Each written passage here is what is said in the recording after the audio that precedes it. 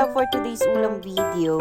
Namahan ko nga rin ng dalawang bangus na hulog pa. O ano ba yan? Ang ating manok na tinurbo, sasamahan natin ng bangus yan. Ihaw style naman to. Ganito yung masarap na handaan. Ewan ko kung pulutan o ulam, charot. Kasan nga natin muna itong mabuti. Tapos ito yung mga ipapalaman natin sa ating bangus. Para maglasa rin ang ating bangus dyan pag inihaw. Ito yung napakasarap na palaman. Kasan nga natin itong mabuti.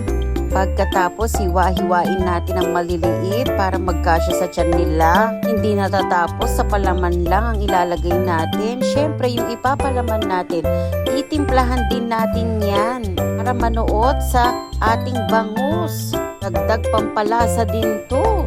Tapos, mix-mix lang natin yan.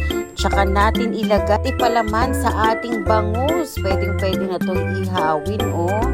Dagdag pampalaki rin to sa ating bangus kapag pinalamanan na, mag-uumbok sa ating foil yan. Galing nga ni Inday magsuksok, oh, simot na simot, lahat pasok, walang natira, diba? Saktuhan lang. Ayan, tapos na nating matimplahan ng ating iniihawing bangus. Ready to foil na natin to. Update sa next video. Ay mga kaulala, for today's ulam video, pagkatapos nga pwede na nating ibalot sa foil ang ating mga bangus.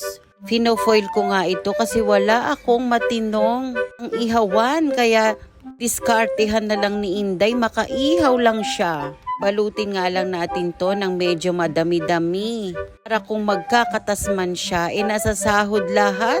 Mapupunta pa rin sa ating isda, nanunuot pa rin yung lasa niya. Cover na rin to, oh.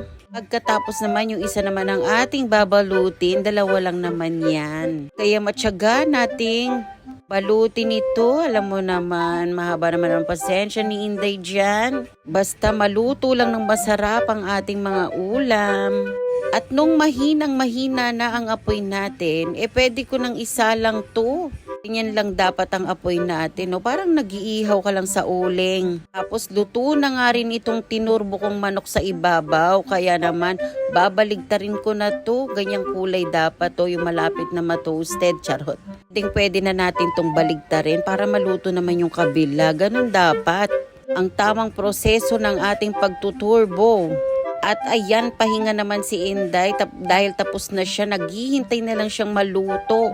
Yung iniihaw niyang bangus at itong ituturbong manok, 'di ba? Nagsabay pa sila. Yun lang muna, bye.